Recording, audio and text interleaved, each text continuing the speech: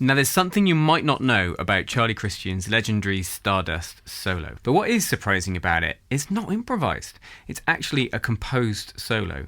And there are multiple recordings of the Benny Goodman band. There's the studio recording and some live recordings as well, where Charlie plays this solo pretty much the same. And I think it was obviously something his boss, Benny Goodman, absolutely loved. And I did read that Charlie composed it in tribute to his mother. Either way, I think for us aspiring jazz guitar players, it's quite comforting that someone on Charlie's level was out there playing a composed solo. And doing just that, composing a solo, is something I did very early on in my jazz guitar journey, and I would recommend to this day to students, not as the only way, of course, but it's a chance to take away the pressure of time moving on in improvising and getting lost in chords and form.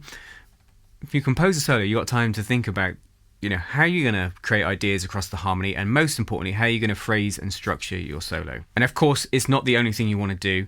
And if you went to a jam session and played your composed solo and then someone said, right, I'll have another chorus, you'd be like, I haven't got anything left. So it's not the only way, it's just something you can do along the way to help you get to grips with soloing. In the case of Charlie Christian's Stardust solo, I think it became like a trademark part of the set, which put Charlie as the feature for that moment in the set. So a wonderful thing for Charlie, given this is very early on in his time with Benny Goodman. The story of the solo aside, what makes it so special? I'm going to pick out 5 things that jumped out to me when I transcribed it.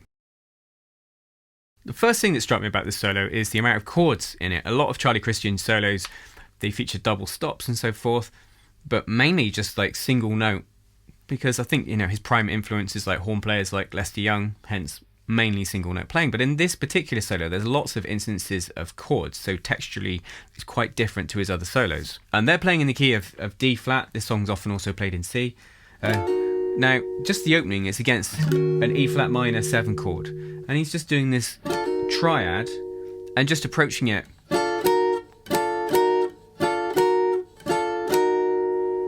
and then walking up to here, which is a G flat minor triad, which links to the C flat 9 at that point. It's the 2 of it. But just that aside, it's just very simple, taking a minor triad that fits the chord and approaching it a semitone below, something you could still, if the chord was A minor or A minor 6, move it around, steal it would work in other. It's a kind of swing language thing, really happens a lot, but really nice to see it featured here by Charlie. Thing to steal there is the chromatic approach to the triad from underneath and just repeating it. Now, whilst the solo opened with chromatic approach from below, he also does it from above as well. When we are in a bit later on into the solo, on an E flat minor 7, he does this.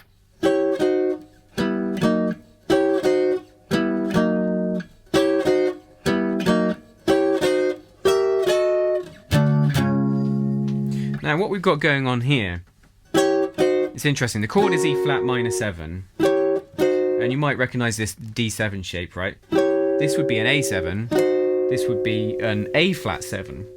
And relationship, obviously the A flat 7 is the target there, going down to it. The relationship between A flat 7 and E flat minor 7 is that A flat 7 is the 5. This is the 2, the E flat minor, this is the 5. So he's playing the 5 over the 2. To me, it sounds like the band are playing E flat minor 7 in the background, not A flat 7 at this point. And then, so it's like A7 to A flat 7, and without getting too bogged down, this could also be seen as E flat minor 6, root flat 3, 6. And then to this triad shape here, what he's doing here, we got E minor to E flat minor. So it's like A7 to A flat 7. Or you could look at that as E minor 6 to E flat minor 6, and then E minor to E flat minor. So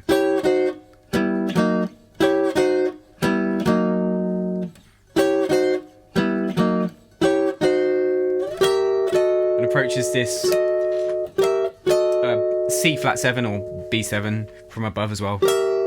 And then the best bit, there's such a surprise when I first heard this song, this. Excuse a bit more cheap rattle there, doesn't like that particular note. Power chords. where does this come from? And he hits it really hard as well. It's like, he's really feeling it at that point. Just so unusual to see power chords used by anyone that's not playing like grunge or something, or rock.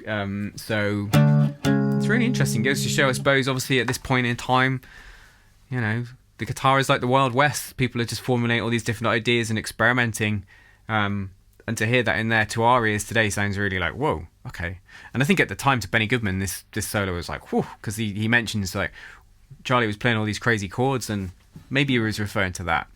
So the first thing to take away is the use of chords, which is quite different to his other solos. As with a lot of his solos, another thing that stands out to me is harmonic clarity. He puts the right notes where it matters so that the harmony shines through, so you know where he is in the form. Say little bits like this. He's just on this A flat 7 and gone. And then he goes like this, to imply this D flat chord coming in. Landing on the 3rd. He does it again. And then... and here he's ended on the flat 7 of the E flat. And what's happening here is as the chords change, he's essentially targeting notes which are really pertinent to the chord, whether it be like the flat 7 there against the E flat, or finishing his idea on the major third of the D flat chord. It really signifies the harmony. And as a result in his playing, you often see like chord shapes, or, you know, just arpeggio shapes. Obviously they're one and the same really, aren't they? Like say for instance on this B flat 7, you got that B flat 9 without a root shape coming here, finishing on the 3rd. Yeah, he's got a passing note before the end, just using the chord shape there to fit that B flat 9 sound over the B flat 7. Similarly, there's a beautiful bit on the D flat 6, just the end of that bar there, where he plays just the triad up with the root on the top again, then going into this beautiful B flat line, and again like finishes on a strong note for the chord. And I find this is what you get quite often. The shapes kind of jump out at you, but also it's like at points of change or at the end of his phrases, there are strong notes that fit the chord. Something we can definitely take from his solos. Towards the end of the solo, I really hear him trying to be horn-like in his trying to imitate what's called a scoop on a sax, which on guitar he does with a slide. Now, in the context of like hearing it today, you just see them as slides, but thinking back to the time, I hear it as him trying to imitate someone like Lester Young and other sax players that he would have been surrounded by. And that scoop is where a sax player kind of slides up to a note from below, and say like in this bit,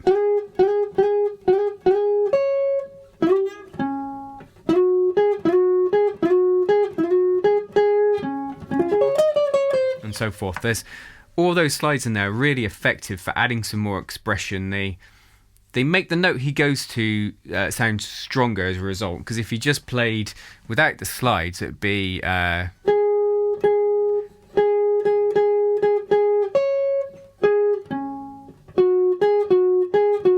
it's okay, there's nothing wrong with it, but the expression the slides provides just injects so much more feel.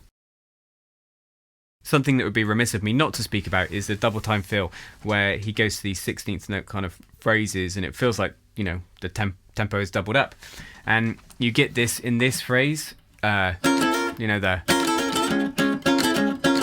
where it just suddenly feels like, whoa, we've just slammed on the accelerator.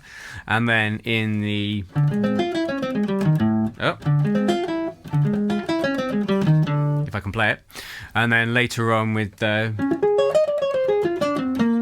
you know, all those kind of 16th note phrases, they jump out and they, you know, go into that 16th note rhythm on a ballad particularly, creates that double time feel, and just suddenly comes out of nowhere. And it's quite surprising moments like that have real impact. And I've always been a fan of people that use speed like that, kind of an injection of it suddenly and then back to kind of more typical, you know, eighth notes and triplets. It just jumps out and has real impact.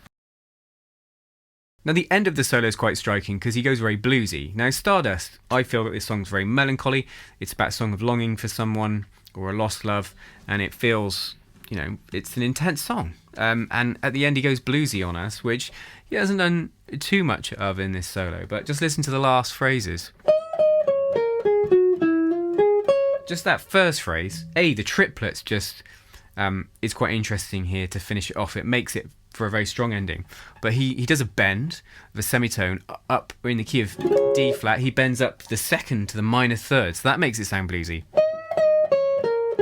Then he does the minor third to major third, up a D flat major triad, a bit like we spoke about earlier in playing the chords, because the next chord is a D flat.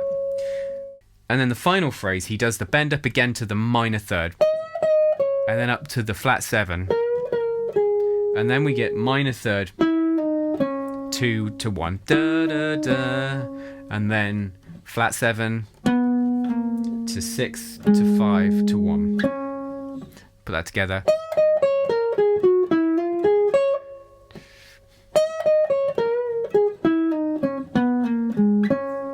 Finishing on the root makes the sound of makes it sound final. And I think those, that injection of that minor third and the flat 7 there at the end, especially in the final bit on the one chord, gives it that bluesy finish. Whereas I think a lot of people probably finish on a major chord. Here we're finishing on like a dominant sound, which kind of maybe is about Charlie trying to really play into the melancholy and longing of the song. Anyway, I hope you've enjoyed that breakdown. There's obviously more we could pull out. It's a wonderful solo. Don't forget the transcriptions on the lowest tier of my Patreon page, which will give you access to all of my Charlie Christian solo transcriptions. And there is the backing track that I played over. This is a wonderful solo to learn. I urge you to give it a go. Of course, there are some bits in it which are fiddly. The 16th notes, some of the chording, some of the timing.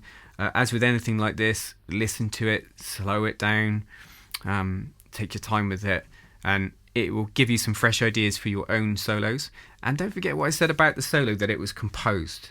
And if that's not something you've done yet in your jazz guitar journey, give it a go, because it takes away the pressure of real-time improvisation and enables you to work on skills in a different way, not in the heat of the moment of like being frazzled by chord changes and what's coming next. So I'll just leave that with you. Don't forget, jazz guitar lessons here every Monday. Until next time, you take care.